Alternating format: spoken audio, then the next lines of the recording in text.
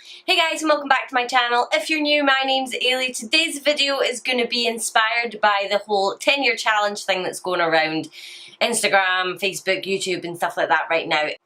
I did do the 10-year photo and I will put it here. It's kind of embarrassing, but what I really wanted to do was, I kind of did like makeup how I used to do it versus now, but I kind of wanted to go a little bit further than that and do like my makeup, or not my makeup particularly because I didn't wear a massive amount of makeup, but more so what general makeup from 10 years ago to makeup now.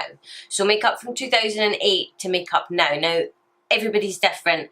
In different parts of the world, people are going to have worn their makeup differently 10 years ago to now. It wasn't as widely available on YouTube and stuff like that, so not everybody was sort of following in the same trends. It was more celebrities and stuff like that. But basically what I found from doing a little bit of research and from what I wore myself, I'm going to do one half of my face like 10 years ago and one half of my face basically all the stuff that came in last year and how makeup techniques have changed. If you want to see my sort of half and half transformation of 10 years ago and current day, then just keep watching.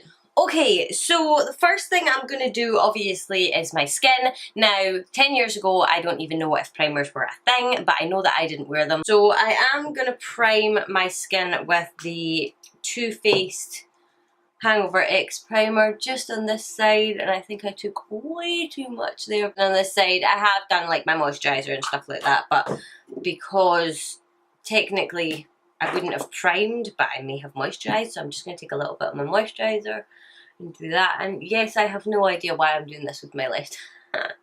Okay, so back in the day, you kind of didn't really go for, or as far as I'm aware, the skin was very natural, the skin was very fresh. It wasn't crazy high coverage or anything like that, and I'm pretty sure that this foundation is one that I used to use back in the day. This is the Bourjois Healthy Mix Serum. This is probably way expired, but it's not going to be on my face for long, so I don't mind. Brushes weren't a thing, as far as I can remember. They may have just been coming in.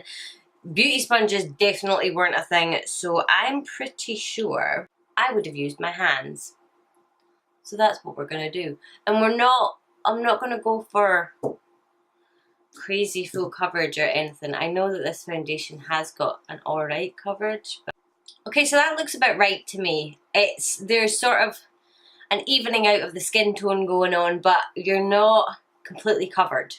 On the other side, I'm going to go in with the new Morphe Fluidity foundation, and I'm just going to put that on my Morphe sponge. No, this is not sponsored by Morphe. I'm taking some of the Flower Beauty Skin Elixir and just mixing that straight in.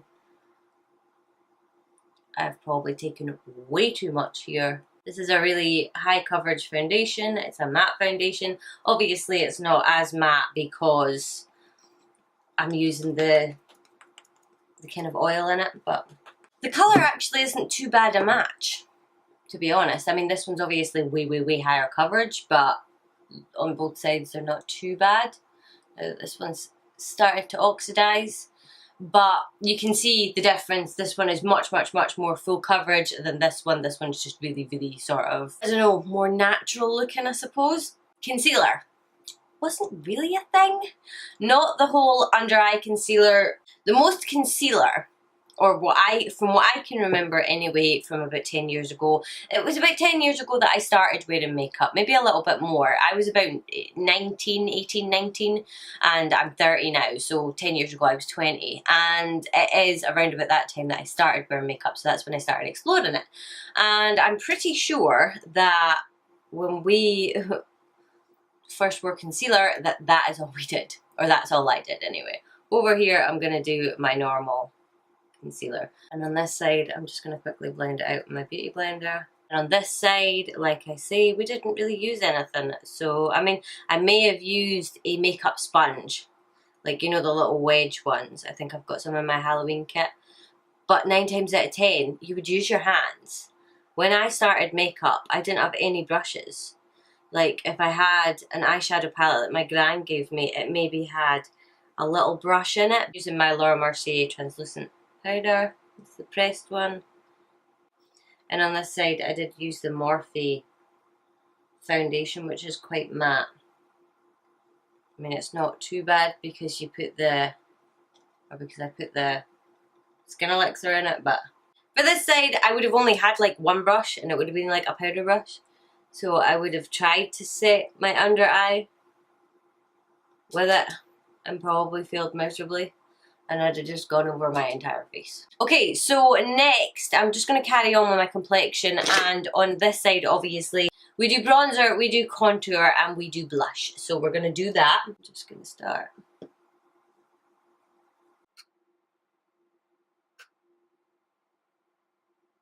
I'm just going to take, this is just to sort of warm up my face a little bit because that contour shade is really cool, and I'm just taking like the tiniest little bit of it and using it more to sort of blend that contour as well. For blush, I'm going to take the Revolution blush palette. This is like my favourite all time ever. I like to go for more neutral, peachy, more bronzy shade blushes, if that makes any sense. But I don't know, I just don't really like pink cheeks for some reason. So I'm going to take the Wet n Wild bronzer again, and I didn't really do anything, so it was more of a put it on the outer perimeter of the face. So I'm going to take this palette again, and I'm actually going to dip into this shade down here.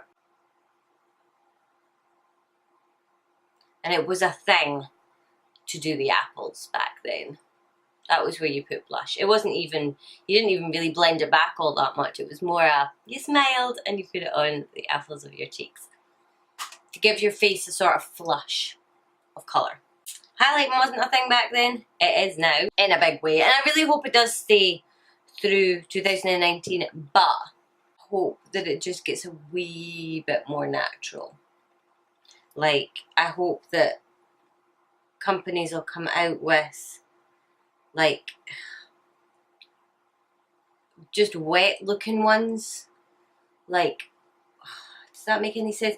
Like, I'm sick of the colourful ones. All about practicality.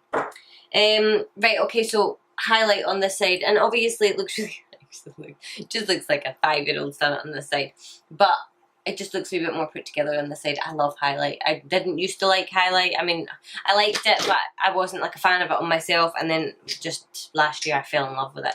I'm going to move on to eyebrows, and this one's going to be easy because I'm not going to do anything to it. Go in and I'm going to fill in this eyebrow like we all filled in. Well, actually I'm going to go a little bit to the extreme and do it the way that it was on trend in 2018. Okay, so this is a little bit more square than I would normally have it. I'm not hating it though. I mean, if I softened up the front of it, I actually don't think I would be mad at this eyebrow.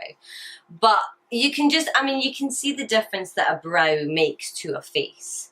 Even if it was a little bit more subtle and a little bit more wearable, brows became so important over the last few years. It's amazing the difference that they can make. Okay, so the next thing I'm going to do is eyes. We didn't tend to prime.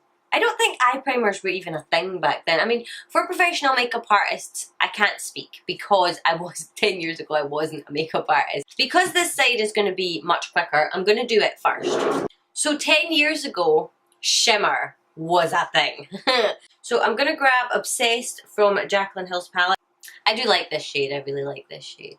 I'm just going to grab Silk Cream and a little bit of MFEO from this palette, and I'm just going to do that. And basically all you would do is just blend out the edges. It's just a really, really light. You didn't want to make it too dark unless you were going for a smoky eye, and that's it.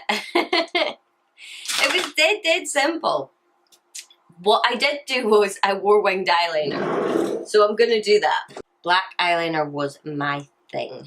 I wasn't a goth. You can imagine Avril Lavigne. Yep, that's probably the best way to describe me. That was like my icon in high school. Avril Lavigne. I wore the baggy jeans. I wore the chains on my jeans. Okay, so 10 years ago I didn't have hooded eyes. Or I did, but they weren't like hooded all the way to the edge. So like my eyeliner would have been way better. But I have hooded eyes now. We are replicating what was cool 10 years ago, but I'm not saying that it's going to look good on me. So I would wear a black eyeliner, a winged eyeliner. Sometimes that's all I would wear. Black panda eyes were a thing. Okay, I'm just going to finish up this eye. So mascara definitely was a thing. For my lower lash line, I'm just going to take that same shade. Okay, so because rainbow eyes are such a thing, and I can't talk when I'm trying to... So my camera died. No big deal. I put the battery back in. I didn't fucking press record.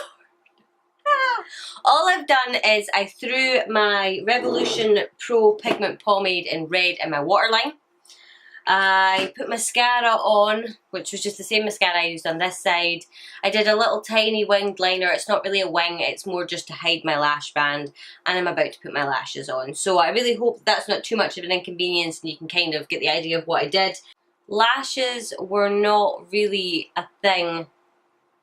Not like mainstream for everybody. Like, I mean, some people wear lashes every day now. So I don't know where I got to exactly with the recording before it cut out, but I'm sure I'll see it in editing. But just in case it cut this out, I did say that I used the James Charles palette for my rainbow eye because rainbow eyes were really popular last year, and I love, and I will say I love the pigments in it. I love the shades. I think they're beautiful. I mean, look at that eye from far away. It looks amazing. They don't blend. I mean, no, sorry. They do blend. They blend amazingly, but they blend away. It's so, I mean, I know there's been a lot of controversy, obviously. My channel is small enough that I'll say this and I won't get any backlash, but anybody who dares speak badly of the palette in any way, shape or form is getting just, oh, he'll jump down their throat. His followers are jumping down their throat. I mean, what I have deduced from the whole palette is pigments or pressed pigments. The whole pressed pigment argument is bullshit. And let me explain that. The whole idea of this pressed pigment is it's a pigment, it's pressed, this is the most pigment you're ever going to get from an eyeshadow. You have to just work with it because it's like taking a pure pigment and putting it on your eyeball.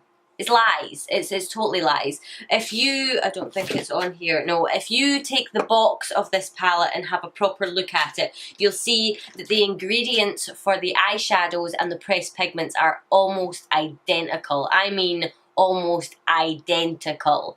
Maybe there's a couple of ingredients that have been swapped, so like there's more of the second ingredient in one than there is in the other, but they're identical.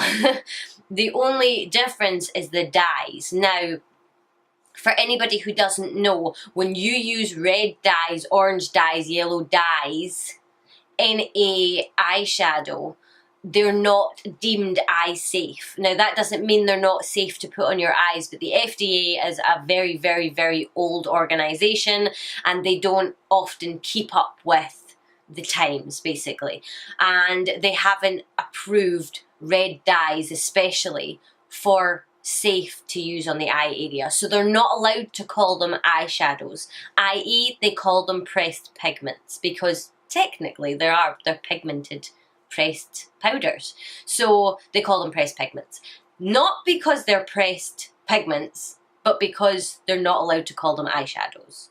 I hope that makes sense. I'm not hating on the palette. I love the palette. I love the shades. I find it a total pain in the arse to work with. But when you're, you know, I think if you get the hang of it and you use it for a wee while, it will be okay, but it would never, ever, to me, be an everyday palette.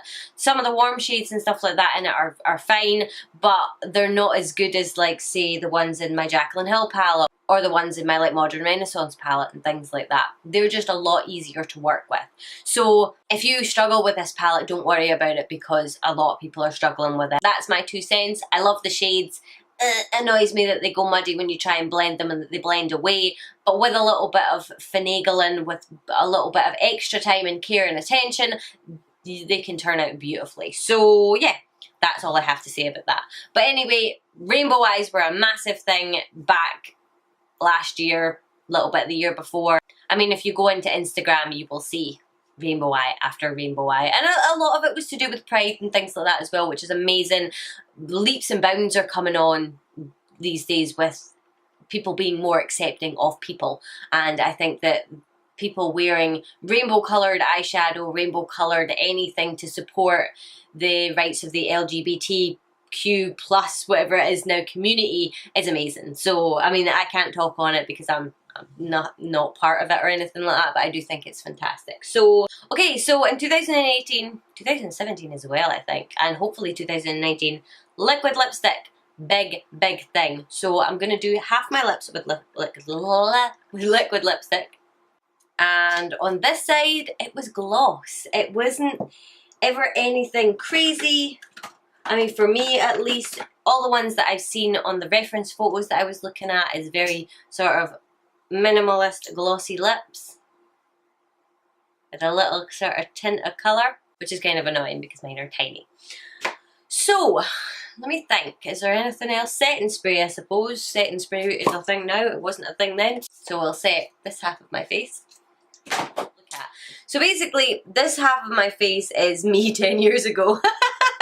Pretty much. But this half of my face is pretty much what I seen from all of the research that I did. Heavy black liner, smoky eyes, things like that. Brows we really didn't give a shit about back then. Very, very natural skin, nothing too heavy. Flush cheeks, natural dewiness rather than fake dewiness. Natural eyelashes, and yeah, I look a little bit like a raccoon. So that is that side, and obviously we've come on leaps and bounds, and so is my makeup technique, to be honest with you. But we like our colours, we like big lashes. Last year we liked, I mean, I was thinking about doing the crazy trends like the fucking fish eyebrows and shit like that, but I just thought, no, stick to like the things that have just changed in makeup, that have changed with our preferences and stuff like that. So this is my 10-year challenge on how makeup's changed in the last 10 years. And I can't actually wait to see what happens in the next 10 years. So I'll be 40. If I'm still on YouTube, maybe I'll do a video update to this YouTube video. That's a scary thought. But it would be really, really cool to see. Maybe this could be like my time capsule. Anyway, this video is going to be an eternity long, but I actually had a lot of fun doing it. Anyway, I'm going to wrap this video up here. If you enjoyed, I would love if you would give it a thumbs up and subscribe to my channel. I post videos every Monday, Wednesday and Friday, so hopefully I will see you guys in the next one. Bye!